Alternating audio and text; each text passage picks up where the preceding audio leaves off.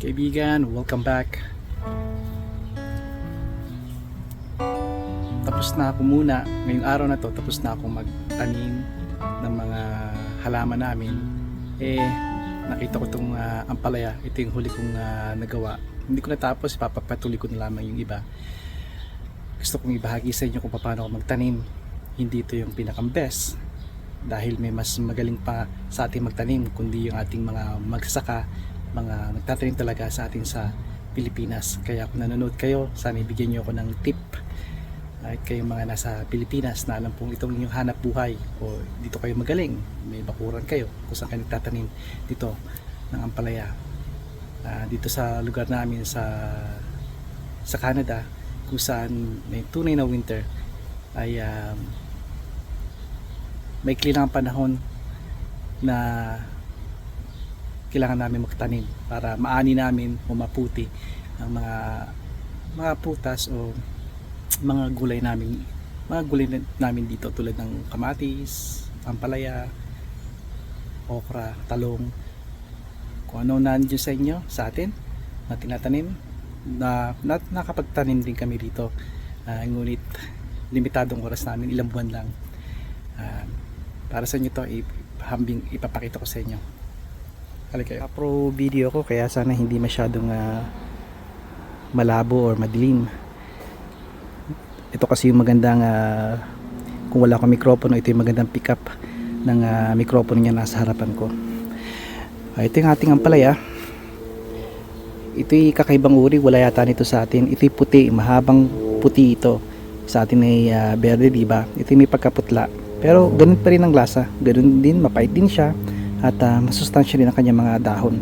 Pwedeng igawing tsaa para lalo sa mga diabetic, magandang magpababa ng sugar. Itong ginawa ko lang, konting pagitan lang, siguro mga 6-8 pulgada. Okay naman siya, taon-taon, okay ang kanyang paglaki niya at pagbunga niya. Ang sikreto ko dito ay itong lupa na binili namin, pinaghalo namin to, gumagawa ko ng lupa. Ang tawag ay topsoil pag pinagsama-sama niyo yung mga sangkap. At anong sangkap pa pinagsama-sama namin? Pinagsama ko? Ako lang palang gumawa nun eh. Would be nice kung mga anak ko ay katulong ko, pero may sarili silang mundo ngayon. Syempre, meron kang lupa, di ba? Black soil ang tawag namin dito. Okay? At 30% yun ang gawa ko nun. At ang sumunod ay perlite yung mga puti na yan, yung mga bulkan, galing sa bulkan yan eh, kaya magaan yan at madaling lumutang kapag nababasa.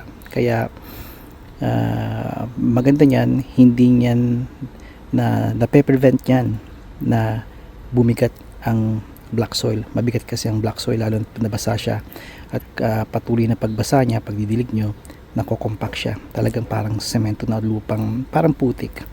Kaya kung meron kang perlite, napakaganda niya na isama sa black soil para hindi buhaghag naman siya.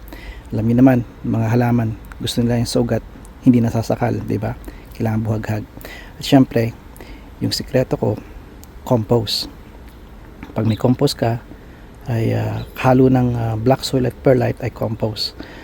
At pag meron kayo nun, maganda ang pataba na rin yun eh, slow release na pataba, kaya maganda. Kung wala kayong compost, karamihan ay pwede rin na peat moss nagre-retain naman yun ng tubig, ng moist, para moist lagi yung inyong planter, kaya hindi natutuyo ang ugat ng mga ampalaya. Kaya maganda either leaf mold, peat moss, or compost, yung mga yun nagre-retain ng tubig, ng pagka-moist niya, ng hindi natutuyo ang halaman. Kaya napakaganda. Syempre, sa pinakamaganda sa lahat ay compost, dahil may mga microbes na yun, organic, na nagbibigay ng sigla at lakas sa ating mga pananim. Kaya kung may pagkakataon kayo, compost ang piliin nyo. Kung wala, peat moss din. Pero tandaan nyo, ang peat moss, wala talaga yan. Konting-konti lang ang bigay na nutrition nun. Pataba para sa halaman. Kaya kailangan nyo siya na bigyan ng supplement. Makikita nyo dito, dahan-dahan, o makikita ninyo, may mga bilog-bilog dyan na parang sa etches ng kambing. Yun ay pataba ko, yun ay bone meal, at ito siya, yan, bone meal. Itong nilalagay ko rin para talagang malakas, maganda yung para sa ugat niya. Yung ugat niya napaka masigla, kaya ang tubo niya napakaganda. Ang iniwasan ko pagka lagay ko ay itong blood meal, dahil concentrate na protein na to, concentrate na nitrogen.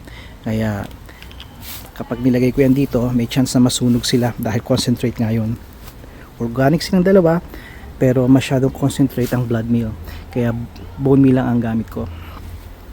Ngayon, gagamit ako ng blood meal kapag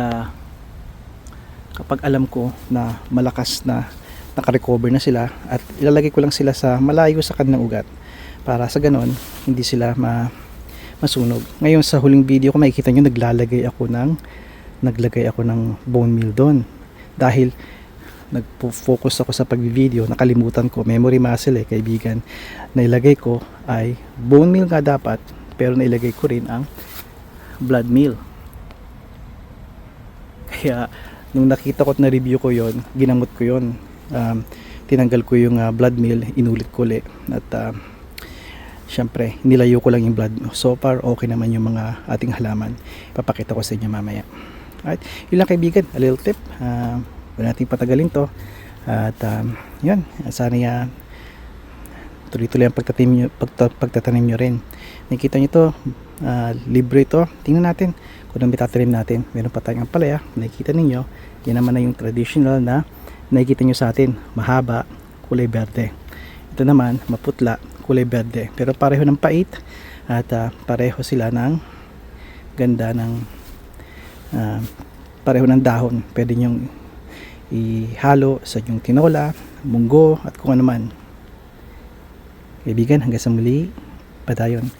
Ito yung sinasabi ko sa inyo, ang lalaki na nila. Nagkamali ako dito at nilagyan ko ng blood meal, pero kinorek ko naman. Alam ko may naiwan ditong isa, pero eksperimento lang, pero hindi siya naapektuhan pero ng blood meal. Kaya nilagyan ko talaga siya sa ilalim niya, at nakalimutan ko na kung alin dito sa paso, pero kita nyo lahat ay maayos at masigla, handa na para umakyat at mamunga. Alright.